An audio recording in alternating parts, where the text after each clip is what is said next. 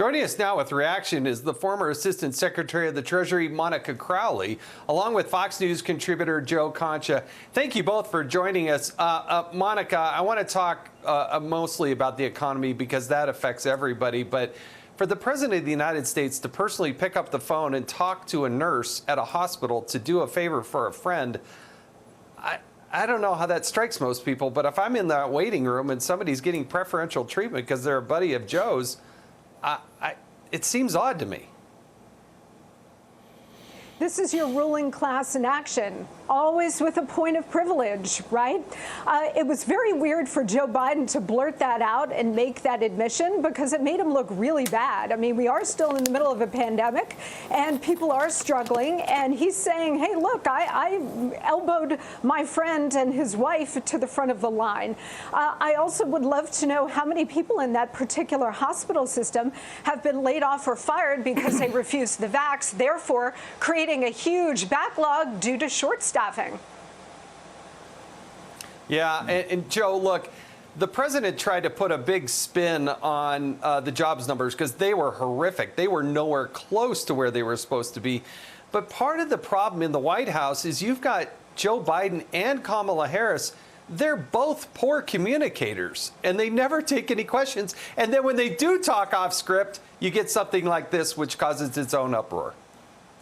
It's the worst messaging I've seen, Jason, and you could go back and study this stuff in the modern political era. And to blame COVID, as Jen Psaki did, it's like it's all they have. Did COVID force us to withdraw from Afghanistan in the disastrous way that we did? Of course not. Is COVID causing the border to be wide open where actually COVID positive migrants are flooding into the country? Of course not. Is COVID causing skyrocketing crime in American cities? Of course not. Is COVID causing skyrocketing inflation? Of course not. And thanks of all these lies, and that's the proper word to use here, lies, that the president and his chief handlers like Psaki have tried to sell to the American people. Like in August, job creation missed expectations by 500,000 jobs, 500,000. In September, it missed by another 300,000. And there the president is out there saying the job report shows progress. That is gaslighting with dynamite marinated in kerosene. He also claimed that $3.5 trillion in spending cost $0.0, that it will somehow cut taxes while inflation is almost sure to continue rising,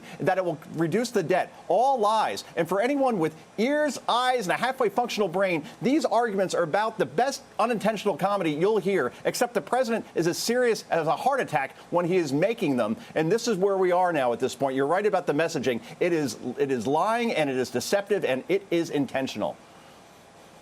Now, Monica, you've been up close and personal with the White House along the way. I mean, part of the problem is you have a Kamala Harris who's nowhere to be seen. She's just literally flying to Palm Springs when they're trying to do, critical things with the United States Congress.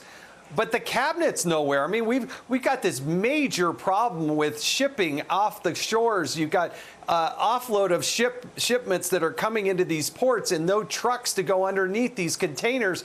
Where's Pete Buttigieg? I mean, their cabinet is pretty well absent from the discussion. Well, their labor secretary was out today to talk about this abysmal jobs report and trying to spin it, as was the president.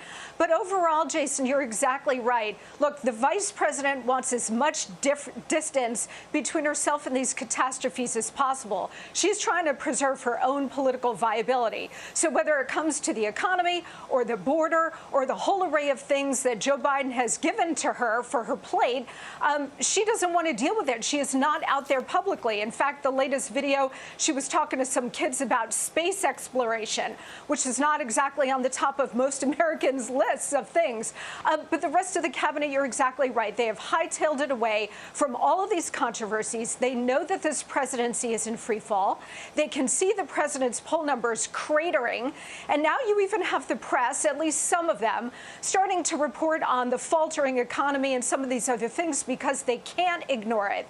But make no mistake, when the press reports this stuff, like, for example, CNN today talking about how bad these jobs numbers are, they're not doing it because they want to see Joe Biden fail. They're doing it as a warning to the White House that they better start getting their act together, particularly on the economy, because most Americans do vote on kitchen table issues.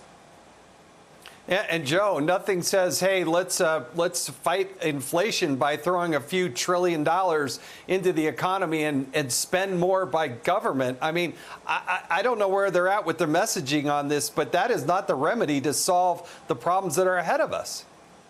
Yeah, a little removed from Econ 101, but I'm pretty sure that if you print $3.5 trillion of new money and put it into the economy, that may devalue the dollar a little bit. And we're already at a 30-year high on core inflation. So if this spending bill gets passed, and even if it gets shaved down, what do you think's going to happen to the economy? To Monica's point, that's what people vote on first. But three big takeaways from the president's polls when you peel away the onion.